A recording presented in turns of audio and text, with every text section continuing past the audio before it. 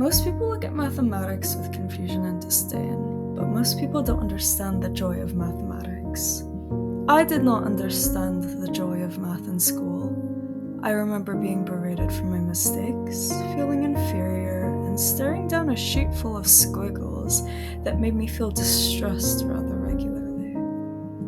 Perhaps the exercises were boring and repetitive, and perhaps I didn't like being punished.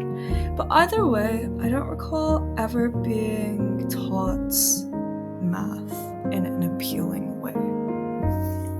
Until perhaps one day, a math teacher introduced the idea of Fermi problems to my class, and I was filled with a strange sense of wonder and intrigue. Using a set of seemingly unrelated data points, the solution to a complicated question could be answered by applying logic to these assumptions.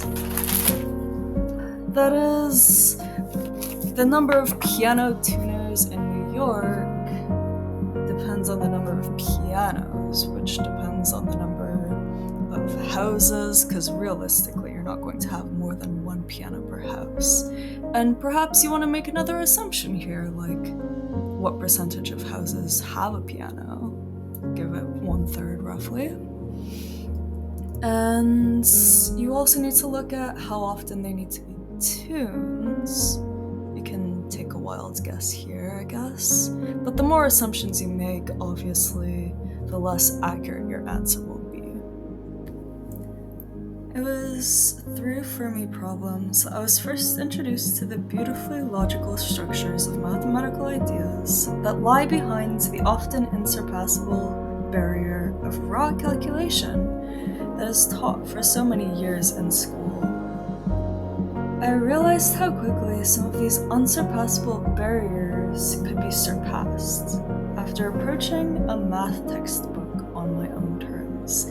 Instead of hours of tedious and miserable calculation, I could read through a concise and precise paragraph, and then that same paragraph would be reiterated in even more concise and precise terms. Sure, these terms were in incomprehensible symbols that were rather difficult to understand, but if I approached a concept that I was already equipped with the tools to figure out, or like if I was able to understand the math and the explanation of a slightly harder math problem, trying to work with this explanation, figure it out for myself, figure parts of it out for myself when I got stuck, like not relying entirely on my own brain, not relying entirely on again, tiny hints of theory with tons and tons of calculations. Through this type of mathematical exploration, I was able to move quite quickly through that textbook, and I was really, really pleased with how many of these incomprehensible symbols I was starting to understand.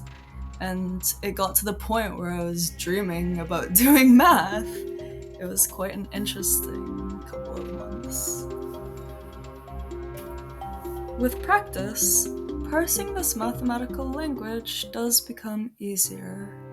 And as you become accustomed to the logical structures of mathematics, recurring themes start to make themselves known, and you start feeling a tantalizing intuition whenever these themes appear, an intuition about the overlying concepts that underpin them. I felt this one especially when I was learning about linear algebra, because it's so strongly related to how do things in 3D space behave? And as a thing in 3D space, I do have a very strong intuitive understanding of how these things behave.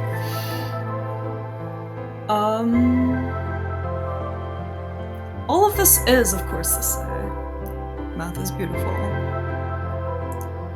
You should give it a chance, because you might like it, and you'll probably find it interesting. Thanks for listening.